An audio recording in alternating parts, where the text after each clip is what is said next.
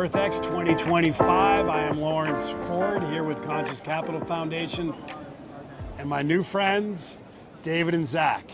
Holy cow. Man, did we just like magic brought us together, which if I even started to try to describe right now, as they say in New York, forget about it. there is no way we would get this in time. So I'm not even going to start us too much, other than to say that there is a power much greater than us that is guiding us together, and the solutions that you guys have put your work into and your heart into.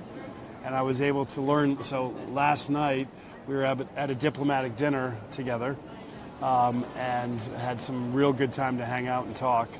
And the story, your story, David, in particular, is extraordinary. Off camera, right before, I said to David, I don't know how the hell we're going to get this in because it's too good, and you got to know this man and his leadership. Of course, I said, you know, you're so great. And he says, no, it's the team, which is what all great leaders do. But it's a true honor. It's true. It is a true honor. Here, please. It's a team that makes anything possible. Yeah. And when I say it's a true honor to know you guys and to become fast friends, I mean it in the depth of my heart. And you know, the solution that you have is going to change the world. I don't say that lightly. We have been doing it, and it's the big tease here because you have no idea what the heck we're talking about yet. But we've done at least 2+ years in due diligence in this space, looking for solutions, and it was through Providence that, you know, we were brought together. I believe that. So I want to start with a bit of your story, the impossible mission, which I just laid out. That's not fair, but David, let people know, like, why are you on this earth, and how did you come to being this really truly amazing human being? Yeah, well, I think it started with a pretty crushing beginning, and you know, when you know how the beginning was, it doesn't necessarily determine how the ending is, right? And so I actually grew up in the rural Midwest, in a kind of an Indian reservation, very economically challenged, and just a place with very little hope and very little upward mobility. But I came from a family of entrepreneurs, and I began my first business at 11 years old when I decided, as the last child in town that didn't have a bicycle, that it was my turn. And so in one afternoon, I went out and I earned enough for that bicycle by selling some things. And that was really the journey. Hold on. Yep. One afternoon. You just kind of like slide by that. But yeah.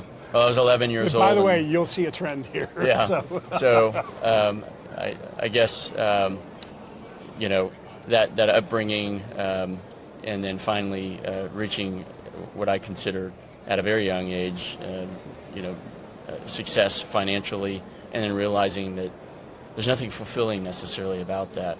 And so at 19, I began exploring a life of service, made my first trip. I'm going to have you back up the bus because, you know, I told David off camera if we can do it a little bit tighter, that would be great. But are you okay just sharing a little bit about the inspiration? I mean, when you were younger, what you actually did with your family? And yeah, I mean, it's extraordinary, David. That's not something to and everybody, please, I mean, I'm going to embarrass you, and I know you don't like this, but this is such a beautiful story, and I love this story on so many levels.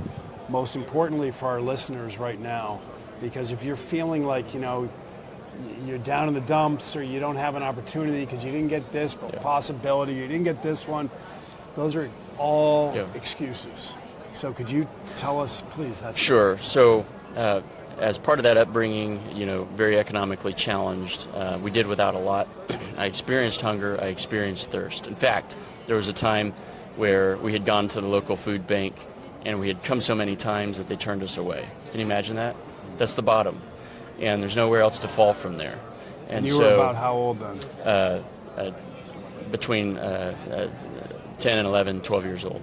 And so one afternoon after the bicycle fundraising success, my mom came home. At the time, minimum wage in the central Midwest was around $4.50 an hour.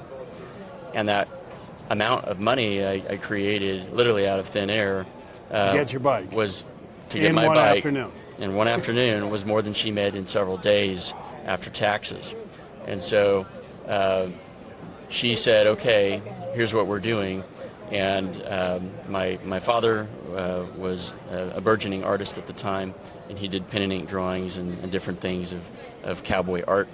So we printed those and made editions, and then at 11 years old, I left school, and I went to selling art full-time for the family, and it started at $25 a day. 11 years old, Yep. you left school. I left school.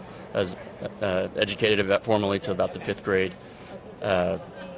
Went out with those wares, and my father was not paying child support. We really had no other choice, and this was the way I earned a living up through until about 19 years old. You took care of the child support, and you were the child. Yeah. Let's be straight about Yeah. that, right? Yeah. So it was at backwards. 11 years old, you left Yep. school, and you became the father Yep. and took care of your mother. And I traveled Texas, Oklahoma, Kansas, parts of Colorado, Arkansas, Missouri. These states were places I would go and literally knock on doors and say, would you be interested in this? And I made contact with literally tens of thousands of people. And in the very first year of doing this, a gentleman named Tom, who was the salesman at the printing press we used in Tulsa, Oklahoma, he said, "You have sold 110,000 pieces in 6 months at $8, $12, and $16 a piece." And so you can do the math. It became, a very good income source. But I also became, I guess, almost indentured to it. Like there was no way out of it. There was no future for me. And at a point, because at that age, you're making approximately how much? Ballpark. I was making How old and how much? between. Eventually, when others art got involved, making between probably $2,500, sometimes $40,000 a day. Wow. And how old? It was before I turned 19. Yeah. That's why we don't rush through that story, my friends. That is inspiring. But the point was, there wasn't true fulfillment in it for me. It wasn't my reason for being. And so, in kind of a reaction to it all, I threw it off, and in July of 2001, I went to Vietnam. And I went in secret with an organization who helped indigenous tribes called the Montagnard and the Hmong. They had helped the United States during the Vietnam War, and in turn, we were going to help them. And so we took in food and medicine and other things, reading materials, because they're not allowed to be educated in their own language and things like that because of the help they provided to U.S. service members. And then I learned what service was about. And I also learned about tyranny, the tyranny that manifests itself under cruel regimes, right? Because it is a communist country, even if it does trade.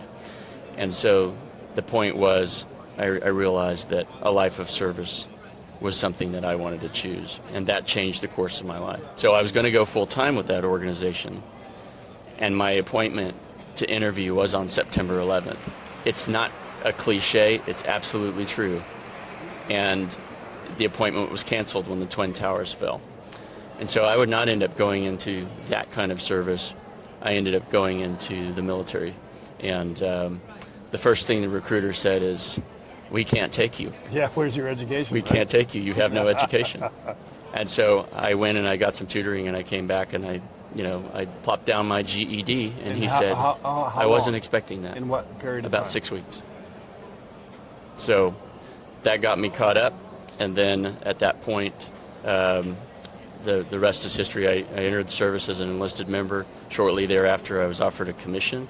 They said, "We want you to fly planes." I said, "I would love to fly humanitarian aircraft." And when I graduated from pilot training against all odds, with no small amount of help from others, I was sent to the tip of the spear.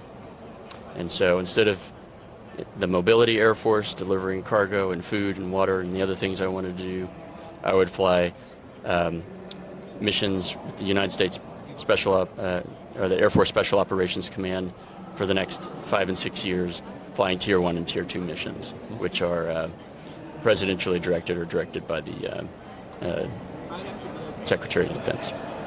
So. Thank you for telling that story and sharing that. That's the beginning. That's who you.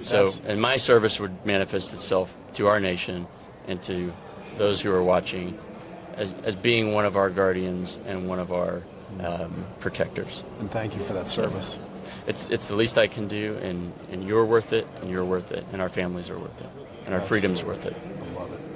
All right, let's move on to the next chapter, shall we? Okay. Okay, so there's a great saying in the investment world, and if you look at like a racetrack as the market, and you look at the horse as the business plan, smart investors bet on jockeys.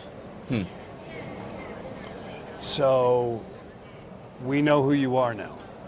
We know what you're capable of. We know that you're driven by deep purpose. I would put anything on a man like you. What is the mission?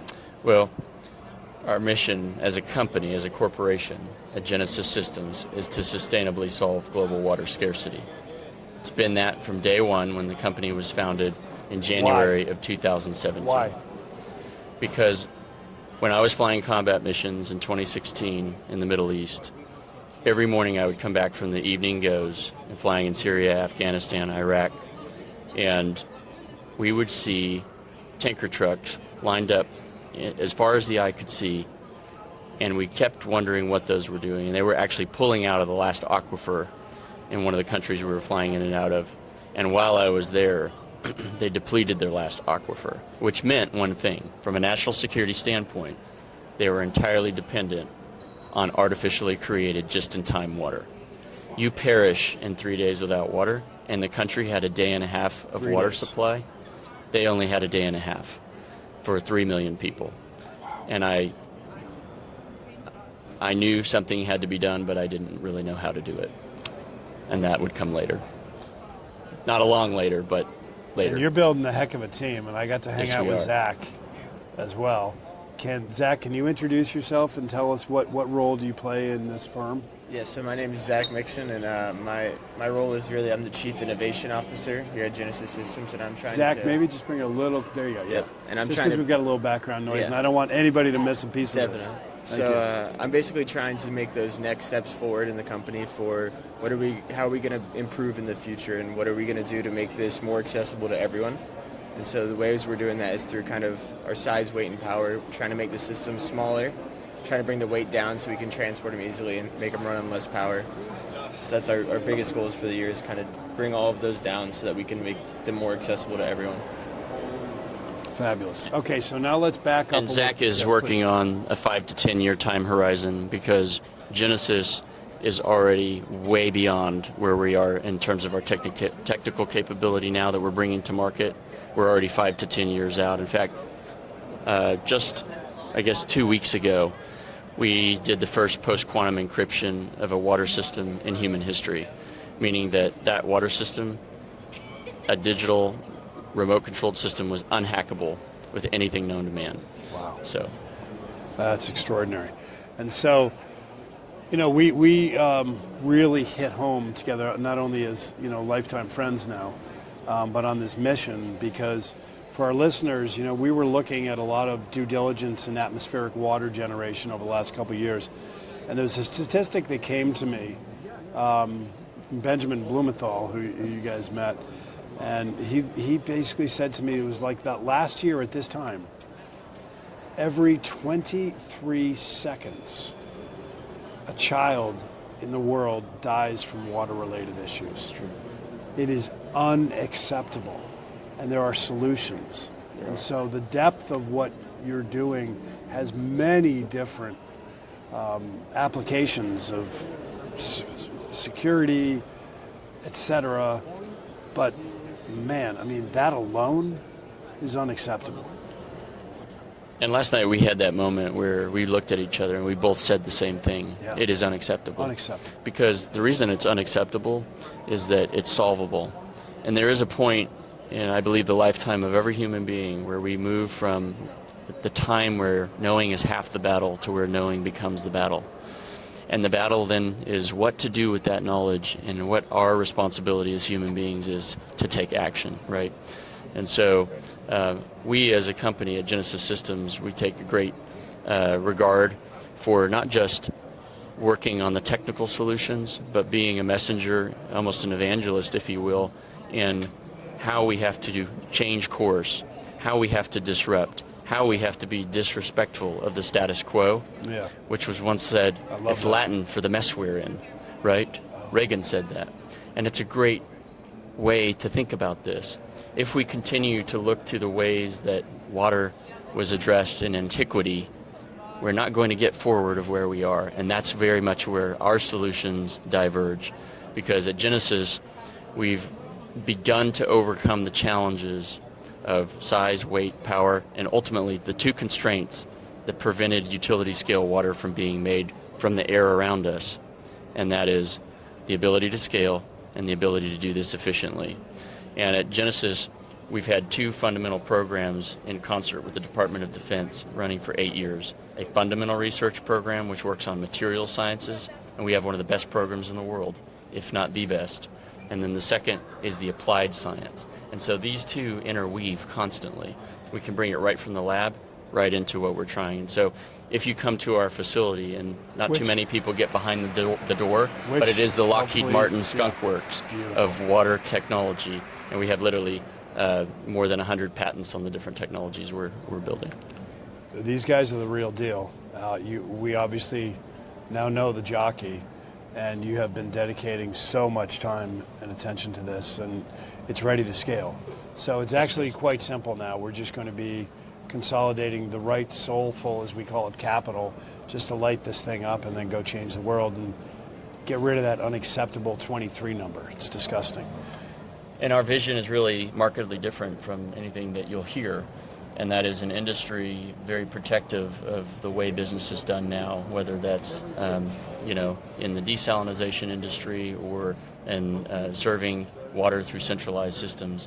We're going to decentralize those systems, and much like a cell phone carrier, there's less cost overhead, and every home will be resilient and have its own water supply. And so we're very proud to say that we won recognition at the Consumer Electronics Show in 2024, besting more than 6,000 companies, including Sony and Apple and others. You beat us there by a year. I did, but at that show, we demonstrated the world's first waterless well for your entire home. It's a small box the size of your air conditioner, and that generates 120 to 200 gallons of water a day of the purest water for your home. And we can take that and scale it for data centers, for chip fabs, and we believe that that's the way we can take pressure off of communities, because there's a fast and a slow side of the water cycle.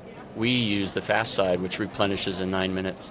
The slow side can be 90 to 900 years, and that's the water in the ground. Okay, so we got 1 minute left. Let's just cap this off with, just explain this. I mean, there's water, it's raining all around us, right? It's true. And there's different levels of humidity, and there's technology to capture it. We're not going to go down that road now, because you're going to find us. Believe me, you're going to hear about this multiple times from us. Your listeners, don't worry, you're going to hear more enough, you're going to know how to connect. But let's just give them the basics. It's, what the hell are we talking about? Atmospheric water generation. Well, if you'll do this exercise with me, I did this morning as I was speaking, and just close your eyes and imagine yourself standing on the half court of a basketball court. Now imagine that half court is a cube. All of your daily water needs are in that cube of air. That's the namesake for our product. We're literally a conduit or a router for the water that is already around you. Imagine a world where every person can access their own water cube. It democratizes the water supply, and I'll just simply put it this way. The water is the economic potential energy of a nation and or a state. And at this conference, we heard from officials here in Texas that described the economic impacts coming because the state's water supply is insufficient to keep up with the growing economy and the folks who are moving here. That's the problem we solve, and we set out to solve it when people would laugh at us and say, water's free. We knew it was coming. Fabulous. So, David, Zach, you guys are amazing. Any final words for us, Zach? I'd say we're just trying to get water everywhere. We're super passionate about this, and we just want to be able to get water in the hands of everyone who needs it. And so whatever way we can do that, anyone who can help out, we're very interested. Thank you, and thank you for your time.